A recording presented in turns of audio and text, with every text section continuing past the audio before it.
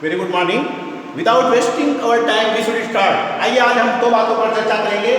पहला है delta dash equal to delta square, यानी जिस थ्योरम की हमने कल चर्चा की थी। और दूसरी बात आज हम समझेंगे मल्टीप्लिकेशन ऑफ डिटर्मिनेंट।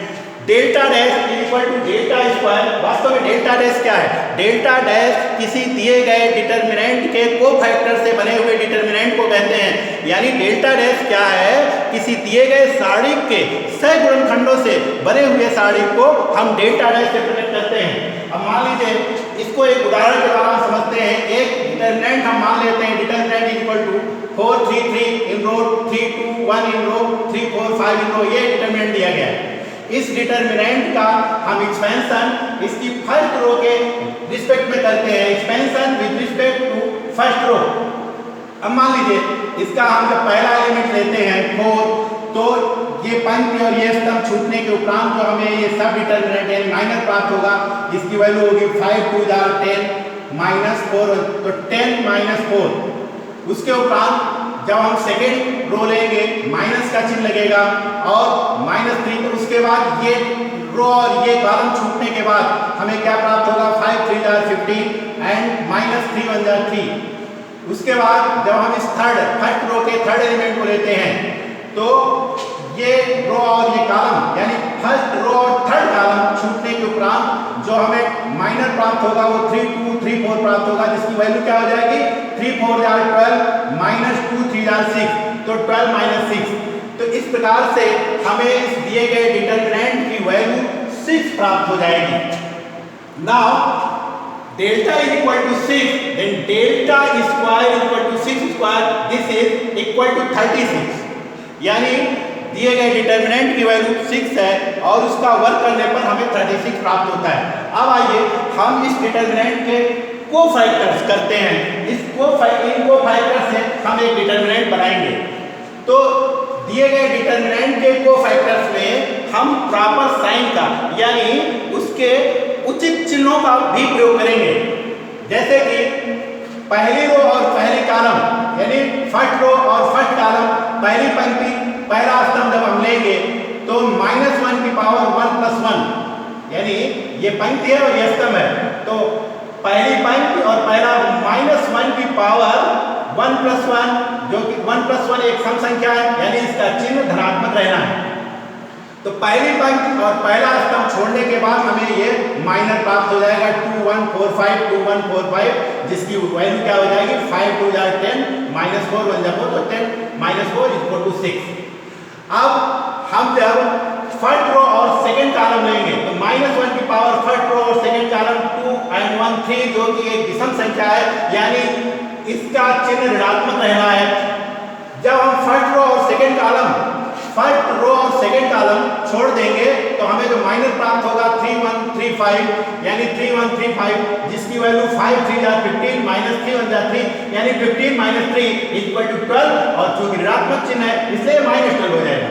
इसी प्रकार से हम समस्त गुणनखंड मतलब कोफैक्टर्स का मान प्राप्त कर लेते हैं। उसके सहगुणनखंडों का मान दिए गए डिटर्मिनेंट्स के सहगुणनखंडों का मान प्राप्त कर लेंगे।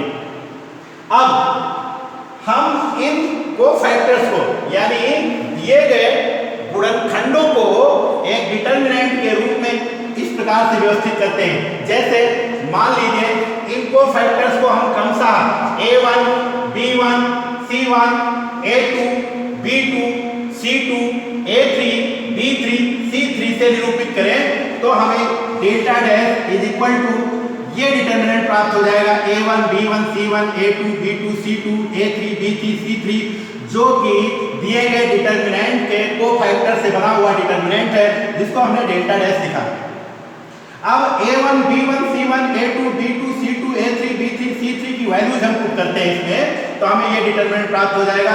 यानी A1 के स्थान पर 6 और B1 के स्थान पर -12 और C1 = 6, तो C1 के स्थान पर 6। इसी प्रकार से A2 के स्थान पर -3, B2 के स्थान पर 11, C2 के स्थान पर -7, A3 के स्थान पर -3, B3 के स्थान पर 5 और C3 के स्थान पर -1। ये डिटर्मिनेंट हमें प्राप्त होगा और जिसका हम फर्स्ट रो के रिस्पेक्ट में एक्सपेंशन करके, यानी expansion with respect to first row करके हम जब वैल्यू प्राप्त करेंगे तो ये वैल्यू हमारी 36 आती है, जबकि जो डिटर्मिनेंट दिया गया था उसकी वैल्यू हमने 6 प्राप्त की थी और 6 का स्क्वायर करके 36, यानी जो कोफैक्टर से बने हुए साड़ी का मान है, जो कोफैक्टर से बने हुए साड़ी का मान 36 है और जो डिटर्मिनेंट था उसका मान था 6। तो चूंकि आप जानते हैं 36 इज इक्वल टू 6 स्क्वायर, यानी delta dash is equal to delta square, इस प्रकार से दिया गया थ्योरम सत्य साबित होता है। अब हम इस कोफैक्टर से बने हुए डिटर्मिनेंट का दिए गए डिटर्मिनेंट से मल्टीप्लिकेशन करेंगे और इस प्रक्रिया में हम दो डिटर्मिनेंट का मल्टीप्लिकेशन प्रोसेस भी सीखेंगे। मान लीजिए जो दिया गया डिटर्मिनेंट है ये मैंने ले लिया और उसके उपरांत जो डेल्टा डैश है, डेल्टा डैश ये डिटर्मिनेंट हमें प्राप्त हुआ, तो इस दिए गए डिटर्मिनेंट का डेल्टा डैश यानी इन दोनों से मल्टीप्लिकेशन करते हैं। आपको हम बता चुके हैं कि दो डिटर्मिनेंट का मल्टीप्लिकेशन का प्रोसेस क्या होता है। हम पहले डिटर्मिनेंट की फर्स्ट रो से दिए गए डिटर्मिनेंट की, यानी जिस डिटर्मिनेंट को मल्टीप्लाई करना है उसकी सारी रोज को मल्टीप्लाई करते हैं। पहले डिटर्मिनेंट की फर्स्ट रो लेंगे और दूसरे डिटर्मिनेंट की सारी रोज को, पहली रोज को, फिर दूसरी रो को, फिर तीसरी रो को, यानी पहली रो से इसकी तीनों रोज को मल्टीप्लाई करेंगे। उसके उपरांत जब हम सेकेंड रो लेंगे तो उस सेकेंड रो से, पहले डिटर्मिनेंट की सेकेंड रो से दिए गए डिटर्मिनेंट की तीनों रोज को मल्टीप्लाई करेंगे और उसके उपरांत हम जब थर्ड रो लेंगे तो इस थर्ड रो से पुनः इस दिए गए डिटर्मिनेंट की तीनों रोज को मल्टीप्लाई करेंगे। तो अब देखें, जब पहले डिटर्मिनेंट की फर्स्ट रो ली गई और इसके तीनों रोज को मल्टीप्लाई किया गया तो हमें ये रिजल्ट प्राप्त होगा, ये दिया गया रिजल्ट प्राप्त होता है। और उसके बाद जब हम सेकेंड रो से, पहले डिटर्मिनेंट की सेकेंड रो से दूसरे डिटर्मिनेंट की इन तीनों रोज को मल्टीप्लाई करते हैं तो हमें फिर ये रिजल्ट प्राप्त हो जाएगा। और उसके उपरांत जब हम थर्ड रो से इस दिए गए डिटर्मिनेंट की इन तीनों रोज को मल्टीप्लाई करते हैं तो हमें ये रिजल्ट प्राप्त होता है। अब एग्जाम्पल के लिए हम इस तीसरी रो से इसकी तीनों रोज को मल्टीप्लाई करके बताते हैं। जैसे ये रो लेते हैं हम तो 3 6 और 18, मैं थर्ड रो की बात कर रहा हूँ, और उसके बाद -12 से 4 को मल्टीप्लाई करेंगे -48 और फिर 5 से 6 को मल्टीप्लाई करेंगे 30। उसके बाद इसी रो से इसकी सेकेंड रो को मल्टीप्लाई करेंगे तो 3 3 9 यानी -9 और उसके बाद 4 और 11 को मल्टीप्लाई करेंगे तो 11 4 44 +44 और उसके बाद 5 से -7 को मल्टीप्लाई करेंगे तो 5 7 -35, माइनस का चिन्ह है।